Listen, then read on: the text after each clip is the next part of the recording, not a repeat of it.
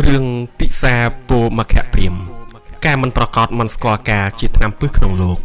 ขนมการกลงเตอหายแปรบาดปรุมตรสอยเรียกสมบัติขนมกรงปีเรียงใสการนกแปรสามปดบรมครูระบายยืงตรงสอยเรียกตรงสอยแปรจีดขนมตะโกเปรียมชมูอุติแจลูกเมียนไว้จมรานลางตรงบริโภคโดยรูกายนั่งสเตปัญญาประสาวิเศษเชียงเปรียมแทงออกขนมเชียตภูมิเปรียมชีมีดาใบดาบรรจุนเอาเรียนสลัดซากขนมมหาวิจิไลกรงปีเรียงไซมันอยู่ประมาณเปรียมบดโกบานเชจอบไตรเวทเฮาโยนอัฐนังทอดดอเฉลียวเฉลยเพื่อบาดพรมตอดบานเฉลียบหาเปรียมบดชีเนี่ยปลายวิเศษโดยเฉพาะโกตังเอาเฟอร์ชีอาจารติสาปาโมคะขนมประริเชียนจารบพระองติสาโมคะเปรียมโกบานบริเวณสลัดซาดอลเมียนนุปปรามรอยเนี่ยขนมวิจิสถานได้บริเวณนุเมียนมอนมวยรงงิวเตอร์กาเมียนนุปอย่างไรแต่งกรอกลางสปาชีสลัดซาดอยสมเลงมอนรงงิวนุกรุบขณีมีนุปเตียงลายไตนอมคณีเรศามอนนุดอยประเปยขนมกาเชียคางกรอยเมาส์มอนนุกสลับเตอบ้านนอมคณีรถรกมอนมวยเตียนเกลียนนุมีนุปเนะโจลเตอกัดออกขนมเปรย์ขมาวบ้านเคยมอนชมูลมุ้ยก็จับยกหมกจินจำขนมตรงดำใบเอารงงิวมอนนุชีสัตมันเมียนโปรกรดได้มันสกอากาเชตแต่รงงิวมันประกอบปลุชีสัตการขนมเปรย์ขมาวแต่มันเองได้มันได้ลือโซรงงิวระบอบมอนจ่าเหลาชีสัตประจ่าดำโบเมียนจูนการรงงิวขนมเวลีอัตริยจูนการรงงิวขนมเปรย์อรุณแรจูนการรงงิวขนมเวลีไงตรองมีนุปเตียงนุจูนการคราวกันดาลอัตริยเซลศักษาเซลซากเมียนจูนการได้ลงลุดอลอรุณแรกเมียนชีเนเมียนการศักษามันประกอบศักษาเซลซาเตียงลายการบักควาการสวัสดิ์จีหายก็ผลิตบัตรบังออจิแจนเติมมีนุปเตียงนุปรักษาเนียธามอนในเมียนโปรกรดได้ทีจีสัตมันสกอแกลรถได้รงยิวมันประกอบบ่ยึงยกมอนในจีประมาณมกใจวินิสเซลซาออมันแคนนิยายปรักษาโดยคณีแบบนี้โดยชนหายก็จับมูลกมอนนุสเงาสีตือนี่หายทามอนสมล้อบาเชียมนุษย์วันหายทามอนสมล้อไม่มีนุบเตียงนุกนอมคณีเตยจมเรียบอาจารย์ตือติสาปาโมคะทามอนได้จับเปรย์ขมอยปีจับได้จับปีเปรย์ขมอยหมกนุใช้แต่รงงิวคอเวลียืนชมเตียงลายมูลกสลับตือหายอาจารย์ติสาบาโมคะโกนิเยปรับแตงเสนุธาเสเตียงนุธามอนนี้จีสัตบรรจมรานลางขนงสำนักมีดาใบดามันได้ขนงสำนักอาจารย์ตีบานชีมันดังเนกากูนังมันกูกามันดังในหายชีตัวระบมอนนูเรื่องเนียงละแต่กุนในการรักษาอุปาสดเซลตั้งปีขมิ้นดอรับดอแจกกาแปรสามพุทธบรมกรูกงในขนงเชตปุนวนมหาวิเฮียจีอารามระบออนาถบันดเศรษฐีกรงสาวัตถีการนเมียนที่ดามันเนะชมุนเนียงละแต่ชื่อโกนระบอสาวัตถีอุปาสะเนียงละแต่ที่ดันนุชื่อสตรีเมียนปรัญญาชลิเวยเจดังในฉบับพระพุทธศาสนาจีแจนเมีดาใบดาบานเรียบเอาเมียนกูสวามัยเพียรยีขนมเปลได้เรียบอาเวียหามังกรนุบานนิมนต์ประซองเมียนพระพุทธเชียโปรเทียนเตอร์ไฟพัตตะลูเรียบบังโกลแกหายโกบัญชุนเอาเตอเนยขนมสมณะมีดาใบดาเขมนี่ละตาจีสตรีมีนมียีดละอตรมเตยคอมพรอนเดบัดบำราสวามีนึ่งมีดาใบดาเขมดอยโกรุปเตียงมีนจัดอนัตอาโซดอลตีสกรรมมโกรบันเนียงแต่งแต่ใจสมปุตอาสบายมหบจมในดอลตีสกรรมโกจีเรื่อยวิเลียทไงอุปาสดเนียงบางเดชาอุปาสดเซลจีนิกปุ่มได้ขานลอยไอมีดาใบดาเขมเคยกรมประสามีนจารยาโอโดชนกก็มีนเสกได้สลังเป็นจัดเจติบอมพอดปรูจีเนมีนสถียรเจริญทลายขนมปฏิปทาศาสนาโดยคณีขนมกาเชียคางกรอยมอกเนียงละตานุโกเฟือมรณะกาตือบ้านเตกาจีทีดาระบสดักเบสวรนิสทานจัดโตมหาเรียจิกาเตวโลกมีนชมูธาละตาโดยจีชมูขนมสถานมนุษย์ได้เปรบาทเวสวรรณุมีนประดิษธิดาพรามอ๋องคือเนียงละตามวยสัจีมวยปรามวยปะบริยมวยอัจฉมุตัยมวยสุตรามวยกาบานียงที่ได้แต่งปรามนิกาหายสกะเตวริยโกนอมยกเตอสถานไตรตรังเอาเฟอร์จีปาดบริจาริการบอประอ๋องแต่งเอาเนียงแต่งปรามเลงระบำไฟโตดรอไง ថ្ងៃមួយទីដាទាំង5បានជជែកគ្នាថាយើងទាំងអស់គ្នានេះអ្នករំអ្នកច្រៀងពីរោះល្អជាងគេនាងមួយថាខ្លួនក្រាន់បាយនាងមួយទៀតថាខ្លួនក្រាន់បាយជាងជជែកមិនដាច់ស្រេចក៏នាំគ្នាទៅថ្វាយបង្គំព្រះបាទវេស្សវណ្ណជាបិតាហើយទូលសួរថាបបិទ្ធព្រះបិតានាងខ្ញុំទាំង5រូបនេះនាងណារំច្រៀងល្អពីរោះជាងគេព្រះបាទវេស្សវណ្ណបានលើព្រះរាជបុត្រីសួរដូច្នោះហើយក៏ប្រាប់មនាលកូនសម្លាញ់ឪពុកបាននាងចង់ដឹងចូលនាំគ្នាទៅរំច្រៀងក្នុងទីប្រជុំនៃទេវតាក្បែរមាត់ស្រះអនាតុតអនាតនាព្រៃហេមពៀនឯណោះទើបដឹងប្រកាសបានព្រះរាជបុត្រីទាំង5អង្គក៏នាំគ្នាទៅរំច្រៀងក្បែរមាត់ស្រះអនុតតាមការណែនាំរបស់ឪពុកព្រះរាជបញ្ជារបស់បិតាក្នុងនោះទេវតាទាំងឡាយបានដឹងដំណឹងនោះហើយក៏នាំគ្នាឈូឆរទៅប្រជុំនៃព្រៃហេមពៀនច្រើនមីដេរដាស់ពេញព្រៃទាំងមូលពេលនោះព្រះរាជបុត្រីក៏ឡើងរំច្រៀងម្ដងម្នាក់ដល់រាប់អស់4នាក់នៅសល់តែនាងលតាមួយពុំទាន់ច្រៀងការបាធីតាទាំង4នោះច្រៀងចប់ហើយពួកទេវតាទាំងឡាយក៏នៅស្ងាត់ឈឹងឥតឮសូរស័ព្ទសាធុការឡើយបន្ទាប់ពីនោះមកនាងលតាក៏ក្រោកឡើងរំស្រែកច្រៀងមានសម្លេងពីរោះឮណែនពេញព្រៃហេមពៀនទាំងមូលលុះរំច្រៀងចប់ហើយពួកទេវតាទាំងឡាយក៏ស្រែកឲ្យពោសពសាធុការលាន់ឮក៏ក្រាកញាប់ញ័រនៃព្រៃហេមពៀនលំដាប់នោះនាងសុត្រាជាព្រះរាជបុត្រីពៅបង្អស់នឹកស្ញោចអស្ចារ្យក្នុងចិត្តទើបសួរទៅនាងលតាថាជាបងថាបងបានធ្វើបន់ដោយម្ដេចពីជាតិមុនបានជាមានរូបល្អមានសម្លេងពីរោះមានប្រាជ្ញាច្រើននាងលតាប្រាប់ថាបានជាបងមានរូបល្អមានសម្លេងពីរោះមានប្រាជ្ញាច្រើនដូច្នេះកាលពីជាតិមុនបងបានរក្សាឱសថសិលតាំងពីក្មេងដល់រាប់ដល់ចាស់ពុំដែលឲ្យដាច់ធ្លុះធ្លាយម្ដងណាឡើយរឿងអេលីសាសេដ្ឋីមាតាបិតាតែងប្រាថ្នាឲ្យប្រយោជន៍ដល់បុត្រធីតាក្នុងការកន្លងទៅហើយព្រះបាទព្រហ្មទត្តសោយរាជសម្បត្តិក្នុងក្រុងពារាំងសីកាលនោះមានមហាសេដ្ឋីម្នាក់មានសទ្ធាមាំក្នុងព្រះពុទ្ធសាសនា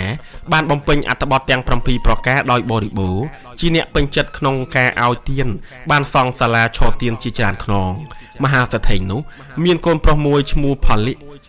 អេលីជាទីស្រឡាញ់ពេញចិត្តក្រៃពេកដល់ពេលចិត្តស្លាប់បានហៅផលអេលីជាកូនមកប្រគល់ទ្រព្យសម្បត្តិឲ្យហើយប្រាប់ឲ្យខំធ្វើទានតាមដំណើរដែលខ្លួនបានធ្វើ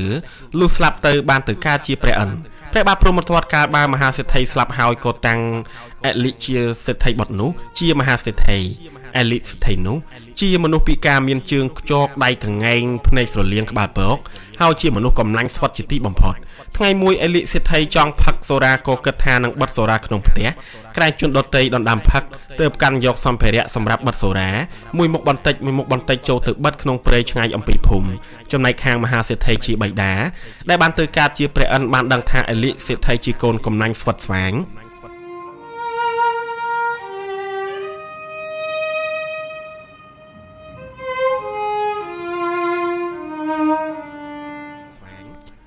បានចូលទៅបិទស្រាក្នុងព្រៃដូច្នោះហើយក៏ចុះមកនិមិត្តជាអេលីសេដ្ឋីដើរចេញពីដងព្រៃមកវិញពួកមហាជនបានឃើញហើយក៏គិតថាអេលីសេដ្ឋីប្រហែលជាស្រវឹងស្រាបានជាមានអាការៈខុសប្រក្រតីអេលីសេដ្ឋីគឺព្រះអិននិមិត្តនោះក៏ចូលទៅក្នុងព្រះបរមរាជវាំងលើកទ្រព្យសម្បត្តិទាំងអស់ថ្វាយដល់ព្រះបាទព្រហ្មទត្តព្រះបាទព្រហ្មទត្តពុំព្រមទទួលទើបក្រាបទូលថាបើមហារាជពុំទទួលទេខ្ញុំព្រះអង្គនឹងចំណាយទានសូមថ្វាយព្រះរាជកុសលដល់ព្រះអង្គព្រះបាទព្រហ្មទត្តទ្រង់ទទួលហើយនឹកស្ញោចក្នុងប្រតិយថាអេលីសេដ្ឋីកាលពីដើមជាមនុស្សកំណាញ់ណាស់ឥឡូវនេះក៏មានសទ្ធាមកម្លេះអេលីសេដ្ឋីគឺព្រះអិននិមិត្តនោះត្រឡប់ពីព្រះបរមរាជវាំងទៅផ្ទះវិញបានប្រកាសប្រាប់មហាជនឲ្យចូលទៅទទួលយកទានពេលនោះមានបរិសម្នាក់ទទួលយកទានបានគោនឹងរទេះផ្ទុកទ្រព្យពេញបរចេញទៅក្បែរដងព្រៃដែលអេលីសេដ្ឋីបិទស្រាហើយស្រែកឲ្យពើដល់អេលីសេដ្ឋីដោយសម្លេងយ៉ាងខ្លាំងអេលីសេដ្ឋីឮសម្លេងឲ្យពើដល់ខ្លួនហើយក្រឡេកមើលទៅស្គាល់ជាគោរទេះរបស់ខ្លួនក៏រត់ទៅចាប់មុខរទេះហើយចោទប្រកាន់អ្នកបរទេះនោះថាលួចគោលួចរទេះរបស់ខ្លួនអ្នកបរទេះប្រាប់ថារទេះនឹងគោនេះអេលីសេដ្ឋីអ្នកដាក់ទានឲ្យខ្ញុំមិនមែនលួចយកទ្រព្យសម្បត្តិរបស់អ្នកទេអេលីសេដ្ឋីនិងអ្នកបរទេះបានជជែកគ្នាខ្លាំងឡើងដល់រាប់ដល់ចាប់ចម្បាប់គ្នាឯអ្នកបរទេះបានចាប់ច្រានអេលីសេដ្ឋីដួលទៅលើផែនដីហើយបរទេះដឹកអីវ៉ាន់យកទៅផ្ទះទៅអេលីសេដ្ឋីខឹងណាស់យល់ហើយក៏ឈប់បិទស្រាដើរត្រឡប់មកផ្ទះវិញ